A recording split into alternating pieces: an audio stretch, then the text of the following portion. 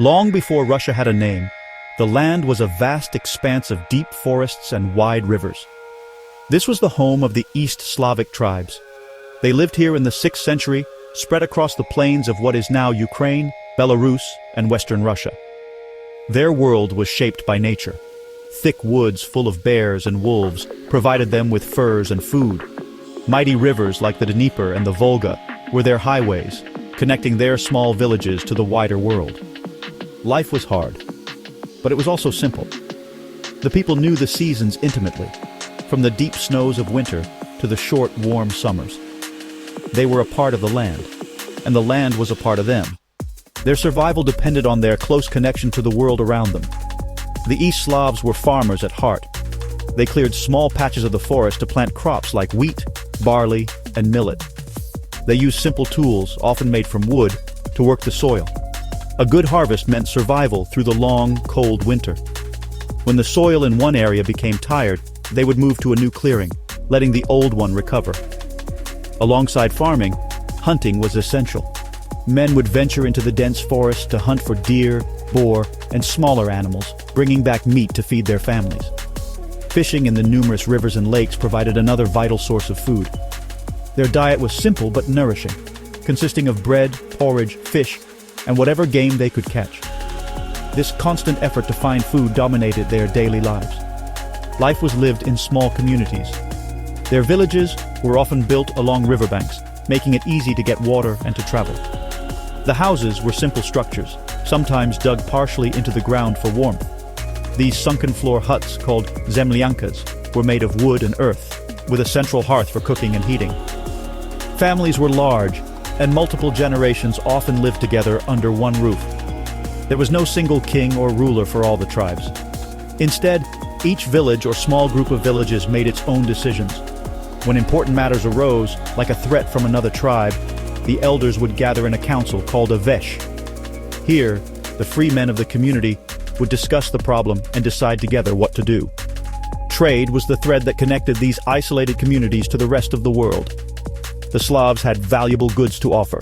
They sold honey from wild bees, wax for candles, and beautiful furs from forest animals like sable, marten, and fox. These goods were highly prized in distant lands. Traders from the south, from the Byzantine Empire, would travel up the rivers to trade for them.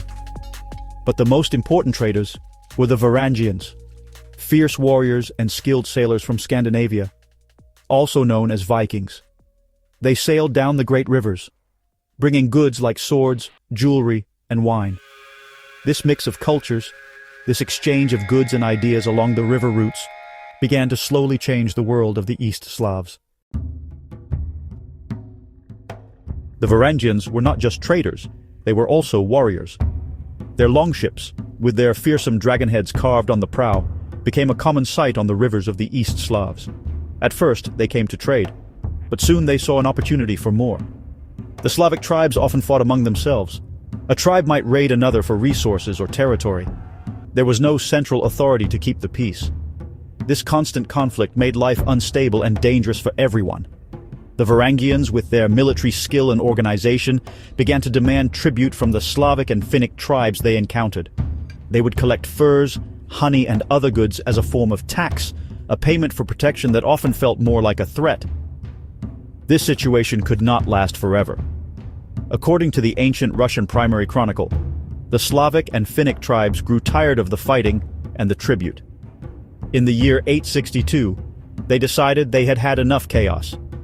They drove the Varangians back across the sea, but their freedom was short-lived. Without an outside force to unite them or keep them in check, the tribes began fighting fiercely among themselves again. Tribe rose against tribe, the chronicle tells us, and there was no justice among them. They realized that they could not govern themselves. They needed a strong, impartial ruler to bring order and law to their lands. They needed someone who was not one of them, who could rule without favoritism. The tribal elders made a historic decision. They decided to invite the Varangians back, not as raiders, but as rulers. They sent a message across the Baltic Sea to a Varangian tribe known as the Rus. Their plea was simple and direct.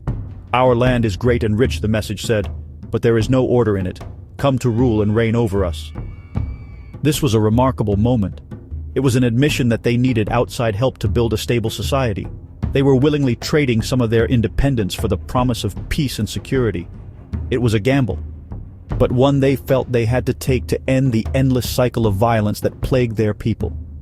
The Varangians accepted the invitation. 3 brothers answered the call: Rurik, Cineas, and Truvor.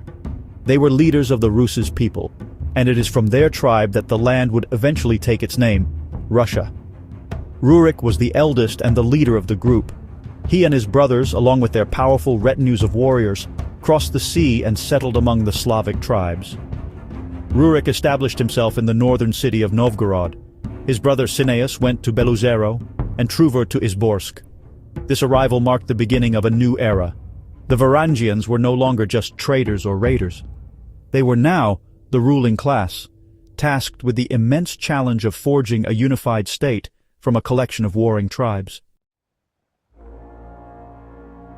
Rurik's arrival in Novgorod in 862 is traditionally seen as the founding moment of the Russian state. He was not a king in the modern sense, but a prince or a chieftain. His power came from his military strength. He brought with him his druzhina, a band of loyal, elite warriors who were sworn to protect him. These men formed the core of his army and his administration. They helped him collect tribute, enforce his decisions, and defend the territory from outside threats. For the people of Novgorod and the surrounding lands, Rurik represented a new kind of authority. He was a neutral outsider, a strong hand to stop the internal fighting and provide a sense of security that had been missing for so long. Rurik's rule was focused on establishing order. He began the process of consolidating power, bringing the scattered tribes of the north under his control. His brothers, Cineas and Truvor, died shortly after their arrival, leaving Rurik as the sole ruler of the new territory. He assigned his most trusted men to govern other important towns, creating a network of control that radiated out from Novgorod. This was the very beginning of a state structure. It was a simple system, based on personal loyalty and military might, but it was effective. The collection of tribute became more organized, less like random raiding and more like a regular system of taxation that funded the prince and his warriors. The state founded by Rurik is known as Kievan Rus'. Although he ruled from Novgorod in the north, his dynasty would soon move its center of power south to the city of Kiev. Rurik himself did not live to see this. He ruled from Novgorod until his death around 879. He left behind a young son named Igor. Because Igor was just a child, Rurik entrusted the rule of his domain to a relative and trusted warrior named Oleg. Rurik's legacy was the establishment of a dynasty. The Rurikid dynasty would rule over the lands of the Rus for more than 700 years, a remarkable period of continuity that shaped the future of Russia, Ukraine, and Belarus. The story of Rurik's invitation is more than just a historical account. It is a foundational myth. It explains the origins of the Russian state as a voluntary agreement between the Slavic people and their foreign rulers. This idea of a social contract, of a people choosing their leaders to bring order, became a powerful theme in Russian history. While modern historians debate the exact details of the story, its importance is undeniable. It marks the moment when the scattered East Slavic tribes began their long and complex journey toward becoming a unified nation under a single dynasty. The dynasty that began with the Varangian prince Rurik of Novgorod. After Rurik's death, his kinsman Oleg took charge as regent for the young Igor. Oleg was a man of great ambition and military genius. He was not content to rule from the northern city of Novgorod. He looked south, down the great river trade route, towards the wealthy city of Kiev on the Dnieper River. Kiev was strategically perfect. It was much closer to the rich Byzantine Empire, the greatest source of trade and wealth in the region. Oleg understood that whoever controlled Kiev would control the heart of the trade route that connected Scandinavia to Constantinople. He gathered a large army of Varangians, Slavs, and Finns and began a campaign to unite the lands along the river. In 882, Oleg and his army sailed down the Dnieper. He captured the city of Smolensk and other towns along the way. When he reached Kiev, he used a clever trick. The city was then ruled by 2 other Varangian chieftains, Askold and Dir. Oleg hid his armed warriors in his boats and went to the city, pretending to be a simple merchant. He lured Askold and Dir out to meet him. Once they were in the open, Oleg's warriors revealed themselves. Oleg declared that they were not of royal blood, while he was acting for Rurik's son, Igor, the true heir. He then had Askold and Dir killed and seized control of the city. He famously declared Kiev the mother of all Rus' cities, making it his new capital. With Kiev as his capital, Oleg consolidated his power over the surrounding East Slavic tribes. He was a relentless ruler. He went from tribe to tribe, forcing them to pay tribute to him instead of to other powers like the Khazars. He established a system of governance, setting up forts and administrative centers throughout the land. His state, now known as Kievan Rus', became a powerful entity. Its strength was built on the control of the route from the Varangians to the Greeks. This river highway was the economic lifeblood of the state. Furs, wax, honey, and slaves flowed south to Constantinople, and silks, spices, wine, and silver coins flowed north in return. Oleg's control of this route made Kievan Rus' a major player in Eastern Europe. Oleg's most audacious move was his campaign against Constantinople itself, the capital of the Byzantine Empire. In 907, he led a massive fleet of 2,000 ships to the walls of the great city. The Byzantines, terrified by the size of his army, closed their harbor with a giant chain. According to the chronicles, the ever-resourceful Oleg put his ships on wheels and sailed them over land to the city walls. Whether this actually happened or not, the campaign was a success. The terrified Byzantines sued for peace and agreed to a highly favorable trade treaty. This treaty gave Rus' merchants special privileges in Constantinople, solidifying Kievan Rus' as a wealthy and powerful state recognized by the greatest empire of the age. Oleg had transformed a collection of tribes into a formidable power. By the late 10th century, Kievan Rus' was a powerful pagan state. The people worshipped a pantheon of gods, with Perun, the god of thunder and lightning, as the chief deity. They made sacrifices to wooden idols and believed in nature spirits. But Prince Vladimir I, who came to power in 980, saw that this was not enough. He had unified the lands of Rus' politically, but he needed something to unify his people culturally and spiritually. The great nations around him, the Byzantine Empire, the kingdoms of Europe, the Islamic caliphates, all had powerful, monotheistic religions. Vladimir knew that for Kievan Rus' to be seen as a truly civilized and modern state, it needed a new faith. According to the primary chronicle, Vladimir decided to investigate the major religions of the world. He sent envoys to study Islam among the Volga Bulgars, Judaism among the Khazars, and Roman Catholicism in Germany. The envoys reported back to him. They said the Muslims seemed sad and that their religion forbade alcohol, with Vladimir famously remarking, "Drinking is the joy of all Rus. We cannot exist without that pleasure." They found the services of the German Catholics to be without beauty. But when his envoys went to Constantinople, the heart of Orthodox Christianity, they were overwhelmed. They witnessed a service in the magnificent Hagia Sophia Cathedral. "We no longer knew whether we were in heaven or on earth," they reported, "for there is no such splendor or beauty anywhere upon earth." Convinced by his envoy's report, Vladimir made his choice. He would adopt Orthodox Christianity from the Byzantine Empire. But he did not simply ask for missionaries. In a show of power, he attacked and captured the Byzantine city of Chersonesus in Crimea in 988. He then demanded to marry Anna, the sister of the Byzantine emperors. This was an audacious demand, as Byzantine princesses rarely married foreign barbarians. The emperors agreed, but only on the condition that Vladimir convert to Christianity. Vladimir was baptized in Chersonesus, took the Christian name Basil, and married Anna. He then returned to Kiev, a Christian prince ready to transform his entire nation. The Christianization of Rus' began immediately and dramatically. Vladimir ordered the wooden idols of the old gods to be torn down. The statue of Perun, the chief god, was tied to a horse's tail, beaten with sticks, and thrown into the Dnieper River. He then commanded all the residents of Kiev, rich and poor, beggars and slaves, to go to the river the next day to be baptized. This mass baptism in 988 marked the official conversion of Kievan Rus. It was a monumental turning point.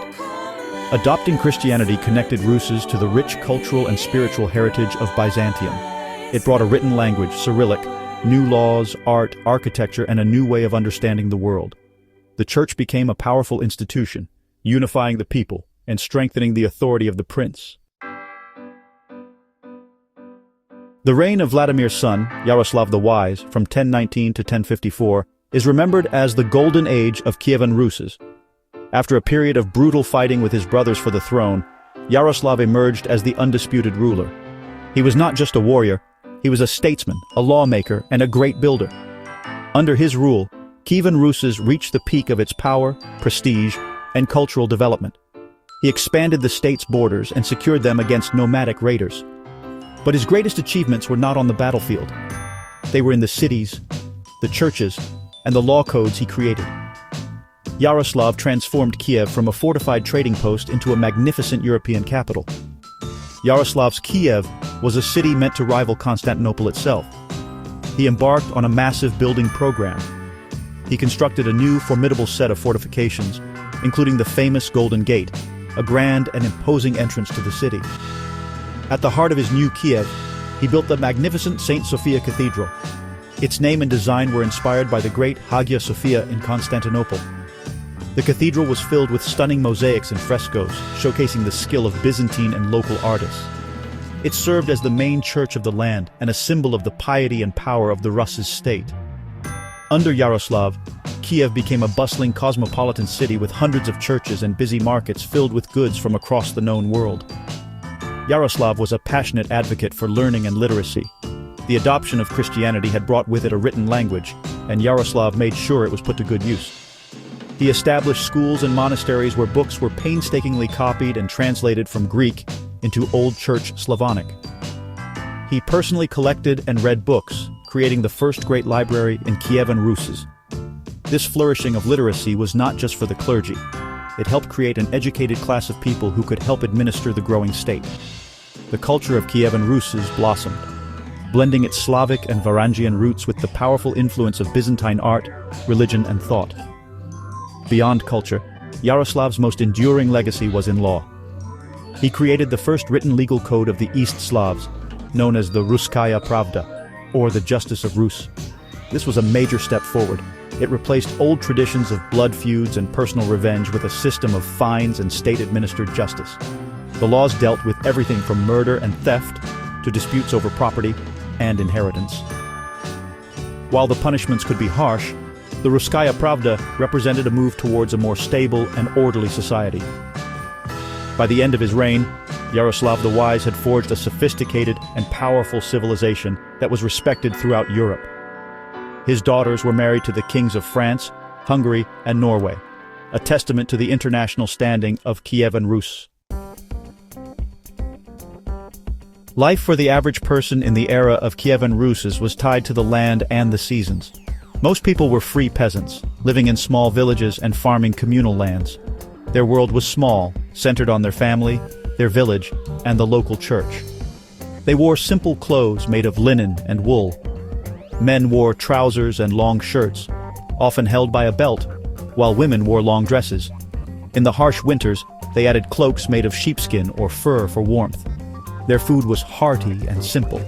Dark rye bread, porridge made from oats or millet, and vegetable stews called poklebka. Meat was a luxury, but fish from the rivers was common.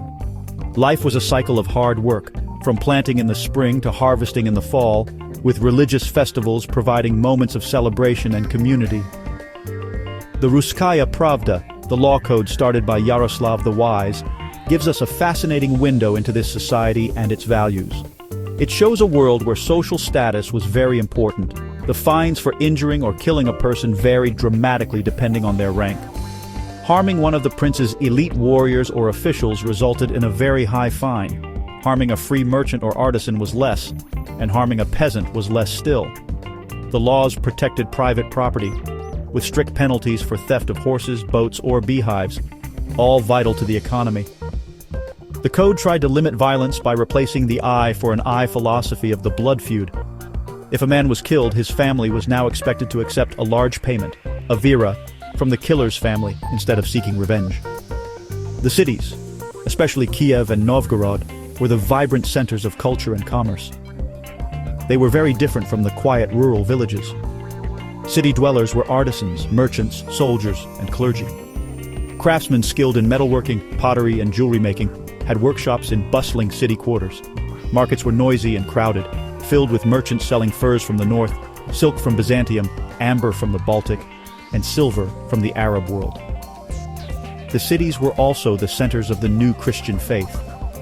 The skyline was dominated by the onion domes of churches, and the sound of church bells calling the faithful to prayer was a part of daily life. This urban culture was a blend of old Slavic traditions and new Byzantine influences. This period saw the birth of a unique Rus's identity. The stories of their past, from the invitation to Rurik to the conversion by Vladimir, were written down by monks in the primary chronicle. This gave the people a shared history.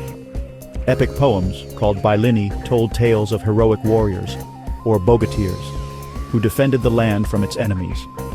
Art and architecture developed a distinct style, seen in the golden domes and intricate frescoes of their churches. While heavily influenced by Byzantium, Rus's culture was not a mere copy.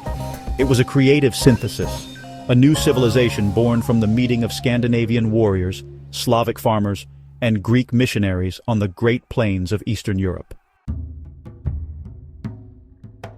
The Golden Age under Yaroslav. The wise held the seeds of its own destruction. Before his death in 1054, Yaroslav made a fateful decision.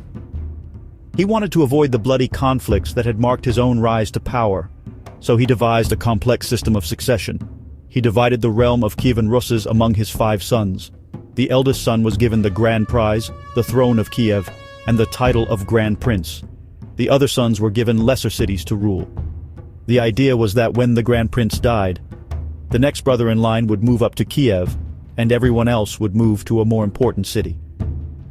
This rotational system, known as the Rota system, was meant to be fair and keep power within the family. In theory, the system was clever. In practice, it was a disaster. The rules were complicated and often ignored. Ambitious princes did not want to wait their turn. Nephews felt they had a better claim to their father's city than an uncle who was supposed to move there. This led to constant and increasingly destructive civil wars. Brothers fought brothers, and uncles fought nephews for control of the best territories. These internal conflicts drained the strength of Kievan Rus'. The state's military power was wasted on internal squabbles instead of being used to defend the frontiers. The unity that Vladimir and Yaroslav had worked so hard to build began to crumble. As the princes fought among themselves, new threats were gathering on the borders. From the vast steppes to the southeast came nomadic tribes, most notably the Cumans, also known as Polovsians. These fierce horsemen launched devastating raids into the southern lands of Rus. They burned villages, killed or captured the people, and disrupted the vital trade routes. A strong, unified Kievan Rus had been able to defend against such threats. But the fragmented state, weakened by civil war, struggled to mount an effective defense. Some Rus' princes even made alliances with the Cumans, hiring them as mercenaries to fight against their own relatives, further deepening the chaos. The decline was also economic. The constant warfare made the great river trade route from the Varangians to the Greeks less safe and reliable. At the same time, the world was changing. The Crusades opened up new trade routes between Europe and the Middle East, bypassing Kiev. The Byzantine Empire, the main trading partner of Rus', was itself weakened after Constantinople was sacked by Western Crusaders in 1204. As trade declined, so did the wealth and power of Kiev. The city that was once the mother of Rus' cities began to lose its importance. Power shifted away from the old capital to newer rising centers in the north and west, like Galicia-Volhynia and Vladimir Suzdal. The great state of Kievan Rus' was breaking apart. The final blow to the fragmented and weakened Kievan Rus' came from an unexpected and terrifying direction. In the early 13th century, a new power rose in the east, the Mongol Empire, led by Genghis Khan. In 1223, a Mongol reconnaissance force defeated a combined army of Rus' princes and their Cuman allies at the Battle of the Kalka River. It was a warning of what was to come. Then, in the late 1230s, the full-scale Mongol invasion began, led by Genghis Khan's grandson, Batu Khan.